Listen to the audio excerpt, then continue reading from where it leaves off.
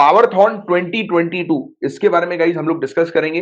इसे ministry of power ने launch किया है। ये क्या है? ये हैकेथॉन कंपटीशन हम लोग को देखने को मिल रहा है रिवैम्प्ड डिस्ट्रीब्यूशन सेक्टर स्कीम के अंडर। इसमें बताया जा रहा है कि टेक्नोलॉजी जो है वो निकालनी है, ऐसी टेक्नोलॉजीज निकालनी है जिसके तहत पावर डिस्ट्रीब्यूशन सेक्टर में कॉम्प्लेक्स प्रॉब्लम सॉल्व की जा सके। अब मैं यहां पर स्टॉप करता हूं। आप मुझे बताएं कि पावर डिस्ट्रीब्यूशन जो सेक्टर है वो कौन सा सेक्टर है? किस सेक्टर की यहां पर बात हो रही है? पावर डिस्ट्रीब्यूशन सेक्टर क्या है ये?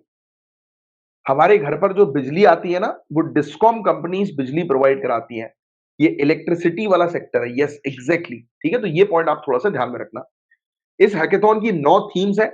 क्या क्या थीम है? डिमांड या फिर लोड फोरकास्टिंग, कि किसी जगह पर इलेक्ट्रिसिटी का, जैसे हम बोलते हैं ना कि अरे यार बहुत ज्यादा लोड आ रहा है इलेक्ट्रिसिटी का, राइट?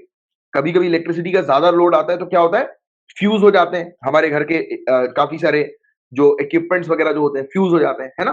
तो डिमांड या फिर लोड की फोरकास्टिंग करना, अनुमान लगाना। एटीएनसी यानी कि aggregate technical and commercial loss reduction, कि कितना लॉस हम लोग को देखने को मिल रहा है एटीएनसी में, तो उसको रिड्यूस करना, यानी कि लोगों तक जो बिजली पहुंच रही है उस बीच में कहां कहां पर बिजली के लॉसेस हो रहा है उसको कम करना। बिजली की जो चोरी होती है उसको डिटेक्ट करना। प्रिडिक्ट करना डिस्ट्रीब्यूशन ट्रांसफार्मर फेलियर को, जो जो ट्रांसफार्मर्स वगैरह जो होते हैं, राइट, वो बंद पड़ जाते हैं, राइट, तो एकदम से या तो विस्फोट हो जाते हैं या फिर उसमें कुछ एरर आ जाता है, तो उसको प्रिडिक्ट करना।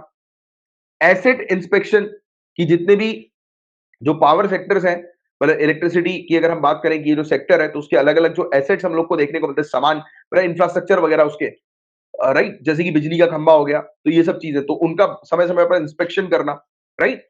और इसके अलावा वेजिटेशन मैनेजमेंट, तो इस पर जो है वो मेनली फोकस करना, वनस्पति प्रबंधन पर, क्योंकि ऑब्वियस ही बात है कि एक पार्ट हम लोग को पावर सेक्टर का देखने को मिलता है जो कि काफी हेल्प करता है इरिगेशन एक्टिविटीज में। फिर कंज्यूमर एक्सपीरियंस को बढ़ाना, एनहेंस करना, रिन्यूएबल एनर्जी को इंटीग्रेट करना, और पावर परचेज ऑप्टिमाइज करना, राइट, कि मतलब रिन्यूएबल एनर्जी पर आप फोकस करो, और कि बिजली लोग आसानी से जो है वो खरीद सके, उनको सर्विस प्रोवाइड कराओ। तो ये पूरी चीज इसके अंदर इंक्लूडेड है कि जो भी पर्टिकुलर इनोवेटर अगर इन सब चीजों को आसान बनाने के लिए, यानी कि इन सब एरियाज पर काम करते हैं और इन सब एरियाज को आसान बनाने के लिए, मतलब सिटीजन फ्रेंडली बनाने के लिए, यूजर फ्रेंडली बनाने के लिए, या और एफिशिएंट, कि कैसे हम लोग क्या क्या जो है वो करें टेक्नोलॉजी की मदद से, कि कैसे इन सब चीजों को अच्छा करें, एफिशिएंट बनाएं, तो उसके लिए अगर कोई व्यक्ति जो है वो काम करेगा तो उसको जो है वो इस कंपटीशन के तहत जो है वो अवार्ड दिया जाएगा, राइट। तो ये चीज हम लोग को देखने को मिल रही है। तो ये है क्या? Revamp distribution sector scheme for better operation and financial sustainability of all discoms. तो ये है क्या?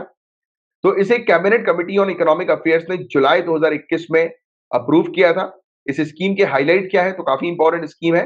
तो रिफॉर्म, सुधार लेकर आओ, reform based and result linked scheme है ये, कि सुधार लेकर आओ। ये एक ऐसी स्कीम है जो किस चीज पर काम कर रही है? कि डिस्कॉम सेक्टर पे सुधार लाने पर काम कर रही है, राइट। रिजल्ट लिंक स्कीम है कि सुधार लेकर आओ तो ऐसे लेकर आओ कि भाई आपको रिजल्ट मिलने चाहिए। ये किस चीज पर जो है वो इंप्रूवमेंट करने का काम करती है? ऑपरेशनल एफिशिएंसीज पर, कि पावर सेक्टर में जो भी ऑपरेशन हो रहे हैं वो एफिशिएंट तरीके से होने चाहिए। फाइनेंशियल सस्टेनेबिलिटी होनी चाहिए, राइट, कि मतलब आप आज की डेट में गाइस आपको पता होगा कि हमारे घर पे जो बिजली आ रही है वो सब्सिडाइज बिजली हम लोग को देखने को मिलती है, सब्सिडाइज बिजली। तो एक टारगेट ये भी है कि इस प्रकार से ऑपरेशंस करना कि जो सब्सिडी है उसको हम जीरो तक जो है वो लेकर आ सके, और एफिशिएंट तरीके से इलेक्ट्रिसिटी को या पावर सेक्टर को जो है वो मैनेज कर सके। तो इस पर इसका काम हम लोग को देखने को मिलता है, राइट। इसमें सभी के सभी डिस्कॉम या पावर डिपार्टमेंट जो है वो इंक्लूडेड है। प्राइवेट सेक्टर डिस्कॉम को इस स्कीम से एक्सक्लूड कर रखा है, क्योंकि पब्लिक सेक्टर की ये स्कीम हम लोग को देखने को मिलती है, राइट। और इसमें हम लोग को क्या प्रोविजन देखने को मिलता है? कंडीशनल फाइनेंशियल असिस्टेंस प्रोवाइड किया जाता है डिस्कॉम्स को, जिससे कि डिस्कॉम्स के सप्लाई इंफ्रास्ट्रक्चर को स्ट्रेंथन किया जाए, मतलब कि लोगों तक जो बिजली जो पहुंच होती है, बिजली की पहुंच जो लोगों तक हमें करवानी है, तो ऐसे जो इंफ्रास्ट्रक्चर होते हैं जो स्पेशली बिजली के सप्लाई से रिलेटेड है, उस पर ये फंड फाइनेंस करने पर भी टारगेट करती है ये स्कीम, राइट। और इसके अंदर हम लोग को क्या चीज देखने को मिलती है?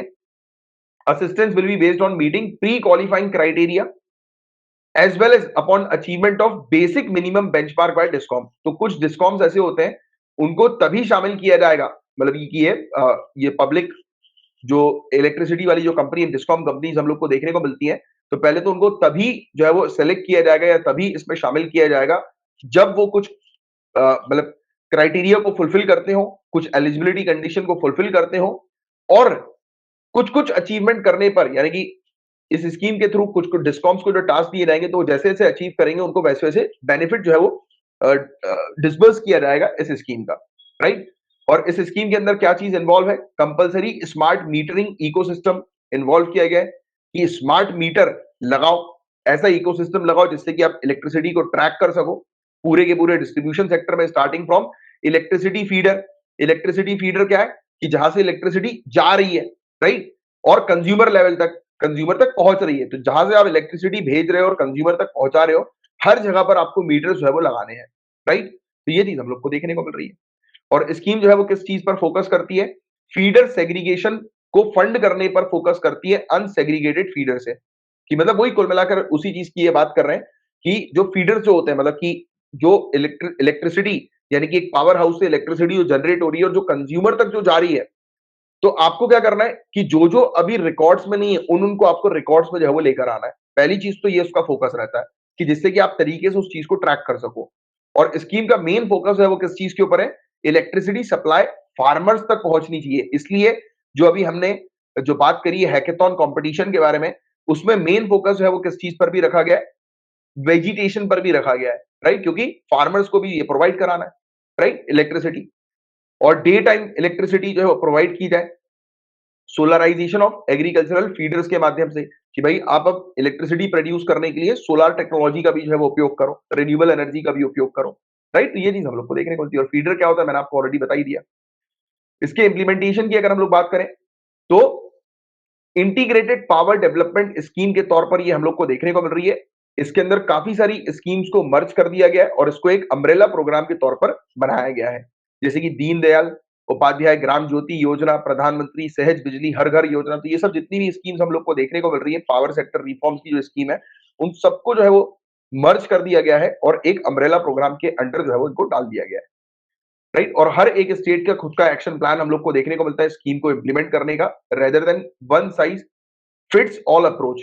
यानी कि ये एक एक स्कीम जो है वो सभी के लिए एप्लीकेबल ना करने की जगह स्टेट्स को भी जो है वो कह दिया कि आप अपने हिसाब से जो है वो एक्शन प्लान अपना खुद का जो है वो तैयार कर सकते हैं, अपनी स्टेट की डिस्कॉम कंपनीज को क्या करने का, बेटर बनाने का, उसमें सुधार लाने के लिए। तो स्टेट अपने हिसाब से भी इंप्लीमेंट कर सकती है।